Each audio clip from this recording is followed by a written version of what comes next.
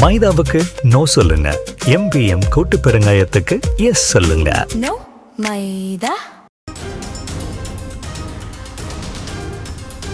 திமுக சட்டமன்ற உறுப்பினர்களுடன் திமுக தலைவர் ஸ்டாலின் ஆலோசனை மேற்கொண்டு வருகிறார்.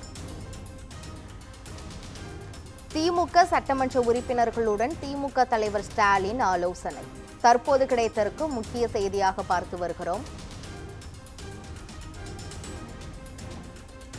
அண்ணா அறிவாலயத்தில் சட்டமன்ற உறுப்பினர்களுடன் திமுக தலைவர் ஸ்டாலின் ஆலோசனை. சென்னை அண்ணா அறிவாலயத்தில் சட்டமன்ற உறுப்பினர்களுடன் திமுக தலைவர் ஸ்டாலின் ஆலோசனை. தமிழகத்தில் அரசியல் களம் நொடிக்கு நொடி சூடுபிடித்து வரும் நிலையில் திமுக சட்டமன்ற உறுப்பினர்களோடு திமுக தலைவர் ஸ்டாலின் சென்னை அண்ணா அறிவாலயத்தில் ஆலோசனை. திமுக சட்டமன்ற குழு தலைவரை தேர்ந்தெடுப்பது குறித்து ஆலோசனை நடத்தப்படுவதாக தகவல் வெளியாகியிருக்கிறது. திமுக சட்டமன்ற தலைவரை தேர்ந்தெடுப்பது குறித்து ஆலோசனை நடைபெறுவதாக தகவல் வெளியாகியிருக்கிறது. திமுக சட்டமன்ற குழு உறுப்பினரை தேர்ந்தெடுப்பதற்காக அண்ணா அறிவாலயத்தில் ஆலோசனை நடைபெறுவதாக தகவல் வெளியாகியிருக்கிறது. மேலும் இதுகுறித்த விவரங்களை வழங்குவதற்காக நமது செய்தியாளர் அன்பழகன் இணைப்பில் உள்ளார். அன்பழகன், திமுக சட்டமன்ற உறுப்பினர்களோடு அக்கட்சியின் தலைவர் ஸ்டாலின் ஆலோசனை மேற்கொண்டு வருகிறார். விவரங்கள் என்ன சொல்லுங்க?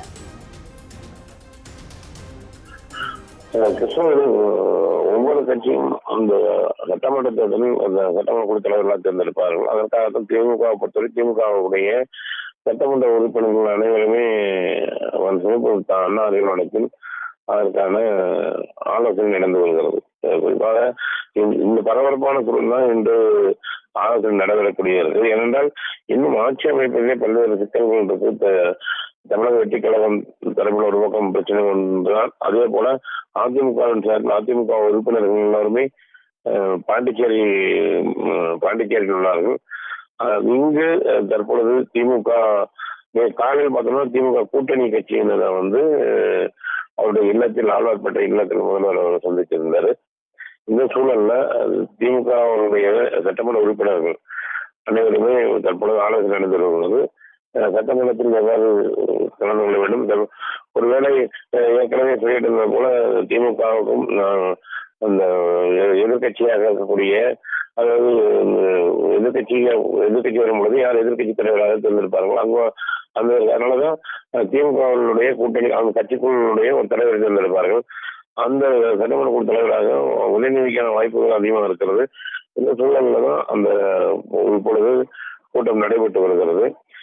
தொடர்ந்து முழுவதுமாக பார்த்தோம்னா இந்த கூட்டத்தை தொடர்ந்து முழுவதுதான் இந்த எம்எல்ஏ கூட்டத்தில் புதிதாக தேர்வு செய்யப்பட்ட திமுக எம்எல்ஏ ஆலோசனை கூட்டம் நடக்குது. இந்த ஆலோசனை கூட்டம் என்ன சொல்லுவாங்கன்னா, திமுக சட்டமன்ற குழு தலைவரை தேர்வு செய்வது குறித்து தற்போது அரசியல் சூழ்நிலை குறித்துமே எம்எல்ஏ கூட்டத்தில் ஆலோசிக்கப்பட்டுள்ளதாகவே தகவலியா இருக்கு. ஏன்னா சட்டமன்ற குழு தலைவர் தான் முக்கியமாக பார்க்கப்படும். அவர் தான் அங்க எதிர்கட்சி தலைவராக செயல்படுவாரு.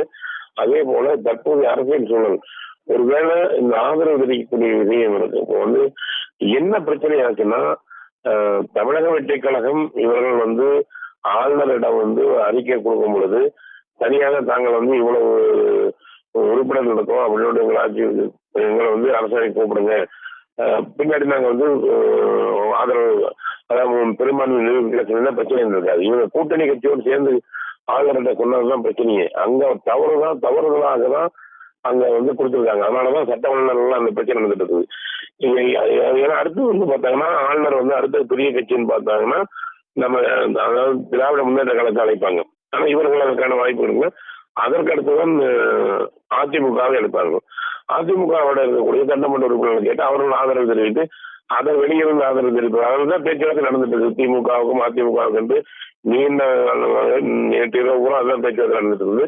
இந்த சூழல்ல அதிமுக ஆதரவு தெரிவிக்க போகிறார்களா, எவ்வாறு எந்த மாதிரி நடைமுறை பண்ண வேணும், எந்த மாதிரி நடந்து கொள்ள வேண்டும் என்பதற்காக இந்த முக்கியமான ஆலோசனை நடைபெற்று வருகிறது.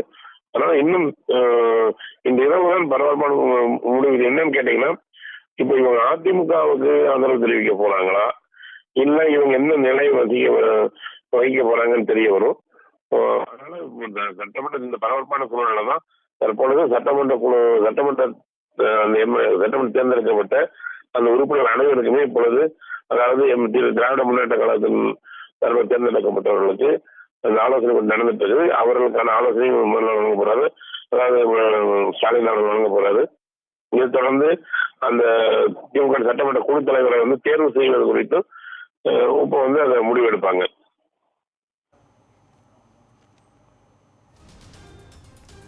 அன்பழகன், நீங்கள் குறிப்பிட்டது போலவே தமிழக சட்டமன்ற தேர்தலில் நொடிக்கு நொடி சூடுபிடித்துள்ள நிலையில் ஒரு பக்கம் பாண்டிச்சேரியில் அதிமுக எம்எல்ஏக்களோடு அக்கட்சியின் தலைவர் எடப்பாடி பழனிசாமி ஆலோசனை மேற்கொள்ள இருக்கிறார். தற்போது அறிவாலயத்தில் திமுக சட்டமன்ற உறுப்பினர்களோடு அக்கட்சியின் தலைவர் ஸ்டாலின் ஆலோசனை மேற்கொள்ள இருக்கிறார். விஜய்க்கு இன்னும் பெரும்பான்மை கிடைக்காத நிலையில் அரசியல் களத்தில் அடுத்த கட்ட நகர்வு எப்படி இருக்கும், என்ன நடக்க இருக்கிறது? இன்னொரு விஷயம் சொன்ன போல இன்னொரு முக்கியமாக பார்க்கப்பட வேண்டிய என்னன்னா, அதிமுகவுடைய எம்பி சண்முகம் டெல்லி போறதுதான். நீங்க ரெண்டு விதமா பார்க்கலாம். அதிமுக எம்பி வி சண்முகம் மாநிலங்களவை எம்பி பதவி ராஜினாமா செய்யணும்னு சொன்ன சூழல்ல அவரு வெற்றி பெற்ற ராஜினாமா செய்யறதா போறான்னு சொன்னாலும் கூட இந்த சூழல், ஏனென்றால் அதிமுகவிலிருந்து ஒரு தாவேக ஆதரவு தெரிவிக்கணும் அப்படின்னு சொன்னதாருன்னு பார்த்தோம்னா வி சண்முகம் மற்றும் வேலுமணி இவர்களும் தான். இவர்களும் அதை தகுந்தாற் போல அவங்க ஆதரவு எம்எல்ஏக்கள் எல்லாம் அங்க விசாரிச்சுல வச்சிட்டு இருக்க சூழல்ல டெல்லி போடுறதுங்கிறது எங்கிருந்து அழுத்தம் வந்தது நேற்று வரைக்கும் வரலாம். அதோட பேசுபவர்கள்லாம் இருக்கு. ஏனென்றால் முழுவதுமாகவே இந்த காலதாமதம் ஆவதற்கு காரணம் பிஜேபி தான் என்று பாரதிய ஜனதா கட்சி என்று சொல்லிக் கொண்டிருக்கக்கூடிய சூழல்ல என்னுடைய திடீர் பயணமுமே யோசிக்க வைக்க வேண்டியதா இருக்கு. என்ன கேட்டா ராஜினாமா செய்ய போறான்ட்டாங்க. நேரடியா அங்க அழைத்து எதற்காக என்ன மாதிரியான எப்படி இருக்கணும் அப்படிங்கிறது. ஏன்னா நேற்றே அவருக்கு அங்கிருந்து அழுத்தம் வந்ததாக தான் தெரிவிக்கிறாங்க. யாருக்காக நீங்க தமிழக வெற்றிகளை சப்போர்ட் பண்ணி கூட ஒரு அழுத்தம் வந்ததாக தகவல் வழியாக இருந்தது. இந்த சூழல்ல மீண்டும் அவர் டெல்லி செய்யக்கூடிய காரணம் என்னங்கிறது பார்க்க வேண்டும். நீங்க சொன்னது போல இந்த நொடிக்கு நொடி மாற்றம் என்னன்னா, அங்க இருக்கக்கூடிய பாண்டிச்சேரியில் இருக்கக்கூடிய அதிமுகவினர் என்ன சொன்னாங்கன்னா, 118 இடம் அறுதி பெரும்பான்மையோட எடப்பாடி அவர்கள் தமிழகத்தில் ஆட்சி புரிவார் அப்படின்னு சொல்லிடுறாங்க. அப்ப எங்க நடக்குது? இப்போ ஏற்கனவே தமிழக வெற்றி காலத்துல எம்எல்ஏக்கள் அத்தனை பேர் அங்க இருக்காங்கிறாங்கமே. அவங்களுக்கு நிறைய ரிசார்ட்ல வச்சிருக்கக்கூடிய சூழல்ல அங்க இருக்கக்கூடிய எம்எல்ஏக்கள் அனைவரும் அங்க இருக்கிறார்களா? அதுல அவங்க இருந்து யாராவது தமிழக வெற்றி கழகத்துல இருந்து அதிமுகவுக்கு செல்லக்கூடிய வாய்ப்பு இருக்குதா? அதாவது அவர்கள் இது குதிரை பெறத்துக்கு தான் வழிவகுக்கும். ஏன்னா இப்போ காலதாமதம் ஆக எப்படி கூவத்தூரில் நடந்தோ அது போல பல்வேறு பேதங்கள் நடக்கக்கூடிய வாய்ப்பு இருக்கும். அதனால பார்த்தோம்னா ஒவ்வொரு விலைக்கு போகக்கூடிய ஒவ்வொரு சட்டமன்ற உறுப்பினர்களையும் விலை பேசுவார்கள். அதற்கான ஒரு காலதாமதம், அதற்காகத்தான் இந்த காலதாமதம் என்று பல்வேறு தரப்பட கூடிய இந்த சூழல்ல இப்ப பாண்டிச்சேரியில் இருக்கக்கூடிய அங்க இருக்கவங்க எந்த அடிப்படையில அதிமுகவுடைய ஆட்சி அமையும் சொல்றாங்கன்னு தெரியல.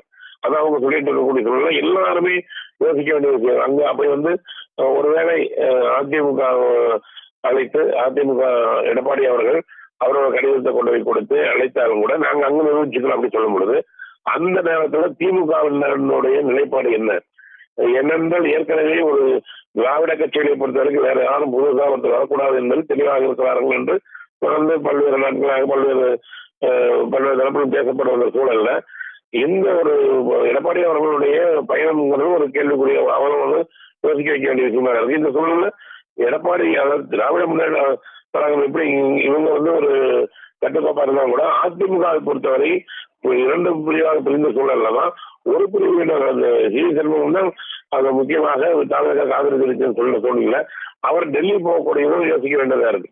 எனவே இந்த மக்கள் தான் மக்களுக்கு ஒன்றும் புரியாமல் தான் இருக்காரு. அந்த சூழ்நிலை இருக்கு. நிறைய இடங்கள்ல ஏன் ஆட்சியாளர்கள் காலதாமதம் ஆகுது, என்னதான் அந்த பல்வேறு பிரச்சனைகள் இருந்தாலும் கூட, ஏன்னா சட்ட சிக்கல்கள் பல இருக்கிறது அப்படின்னு சொல்றாங்க.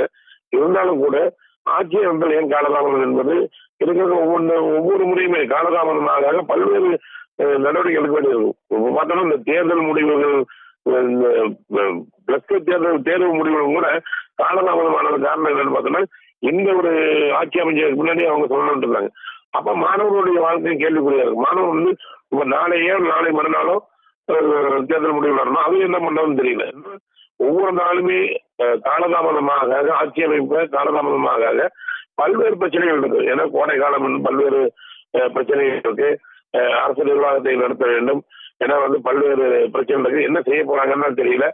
உடனடியாகவே இதுக்கு ஒரு நல்ல தீர்வு காண வேண்டுங்கிறதும் பொதுமக்கள் வந்து எதிர்பார்த்துட்டு இருக்காங்க. சென்னை அண்ணா அறிவாலயத்தில் திமுக சட்டமன்ற உறுப்பினர்களோடு திமுக தலைவர் ஸ்டாலின் ஆலோசனை மேற்கொள்ள இருக்கிறார். இது தொடர்பான முழுமையான விவரங்களை வழங்கியதற்கு நன்றி அன்பழகன்.